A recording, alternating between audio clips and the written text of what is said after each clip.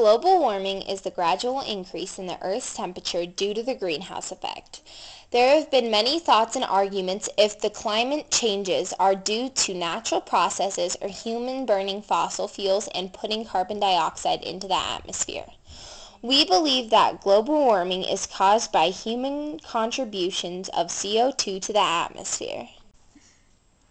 According to Roy Spencer, PhD, mankind releases carbon dioxide into the atmosphere and is believed to enhance the natural greenhouse effect. An example of this is the CO2 levels in the past have varied from 180 to 300 parts per million. Today's levels are 390 parts per million. That's 30% more than the past 800,000 years. Another example is that the additional CO2 levels in the atmosphere come mainly from the burning of coal and oil burned by humans, according to Canadian science broadcaster and environmental activist David Suzuki. Since 1990, the yearly carbon dioxide emissions have gone up by 6 billion metric tons worldwide. Here in the U.S., we are responsible for 19.91% of the carbon dioxide emissions into the atmosphere. A repercussion for global warming is extreme weather conditions. This doesn't mean just high temperatures. It also means that global warming is causing more extreme rainfall and droughts. The 2007 IPCC report found that intense rain has increased in frequency the last 50 years, and global warming is the biggest factor. There has also been an increase of drought. The percentage of Earth having droughts has more than doubled since the 1970s. Not only is the Earth at risk, but our health is at risk too. Half of the world's population could face severe food shortages as global warming shortens the growing season in the tropics and subtropics, reducing the harvest of staple foods such as rice and maize. Recent outbreaks of malaria, dengue fever, and similar diseases due to climate change are the consequences of global warming, according to some Harvard Medical School doctors. Serious consequences to human health are likely to threaten our very existence on this planet. Although there is evidence of global warming, some believe that it is not true. These people say that the current temperatures are not the highest in the Earth's history, and that they are not causing extreme weather conditions. A Harvard University team studied tree rings and ice cores and determined that the Earth's temperatures are not as high as they have been in the past. They have proved that the world had temperatures higher than today in the Middle Ages. Scientists have also confirmed that there was a mini ice age around 1300 AD. Global warming is also caused by natural occurrences, such as volcanic eruptions and sunspots, and the way that the Earth rotates. Although temperatures have been warmer than they are currently, they have not spiked as fast. So my name is Laura Ferris, and I'm the Climate Change Coordinator for EPA Region 8. We're a regional office, and we represent 6 states. So we have North and South Dakota, Montana, Wyoming, Utah, and Colorado. And I have been working on this since about 1995. What is global warming? Well, global warming, or climate change, is the artificial warming of the climate system based on human activity.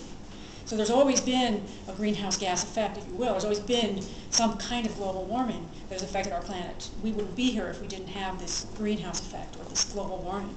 But right now, because of human activities, we are putting more greenhouse gases into the atmosphere than there would be naturally. What are ways we can prevent global warming? Well, I think the first thing we need to do is really have a clear understanding of what the sources are of the greenhouse gas emissions that human activity is putting into the atmosphere. And we've got a pretty good handle on that. The United States does a greenhouse gas inventory every year. Many states have their own greenhouse gas inventories. Many other countries around the world also. So we've been tracking the emissions of greenhouse gases, human-caused greenhouse gases, for many years. So we have a pretty good handle on what those sources are. And so we need to be strategic about looking at those different sources and where we feel like we can make the biggest impacts. What is your stance on global warming? Well, we're very concerned about it. Like I said, I've been working on this issue for a long time. And when I first started working on the issue, the global community had taken a stance on it through the Kyoto Protocol. And so there was enough data for us to be concerned about it then, but certainly now we have far more data, and we're already seeing the impacts all over the planet of it, and those impacts are growing, and so we're very, very concerned about it. Is the climate becoming more extreme? Well, because the temperature of the Earth is rising, we're putting more energy into the climate system, and that's causing more heavy precipitation events, like more heavier rainstorms, potentially more tornadoes, heavier snowstorms, those kinds of things that really are out of our control. But we've been watching the trend in those, and the science tells us that it makes sense for that to be happening, for those kinds of things to be increasing because of the additional energy and heat. Well, the heat is the energy. Is the climate becoming more extreme? The first thing that came to mind when you said that is that you have a role to play in this. As a citizen, as a global citizen, first of all, and as an emerging leader that you obviously are, to both understand the issue and then what can be done about it, and to incorporate those kinds of things into your life, and then to help people who are in your family, who are in your circle of friends, who are people that you may be able to influence someday, to also be able to understand the issue and what they can do about it. But in terms of just climate change impacts, I think we're all going to feel the effects of the drought. And that could mean less water available for people. It could mean less food available for people. It could mean higher fire danger, and depending on where you live, that could affect you personally. So there's a lot of ways that it could affect you personally. More extreme weather events could actually affect you and where you live. A tornado could affect your neighborhood. So there's those kinds of... Will global warming create long-term effects? Oh, there's no doubt about it. The greenhouse gases that we're putting in the atmosphere are going to be there for at least 100 years. They're not going away unless we do some kind unless we figure out ways to draw down the carbon from the atmosphere. It's not impossible, and people are working on those kinds of strategies.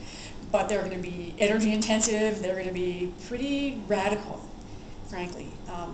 But yes, I believe we're going to be seeing the effects of this for a long time.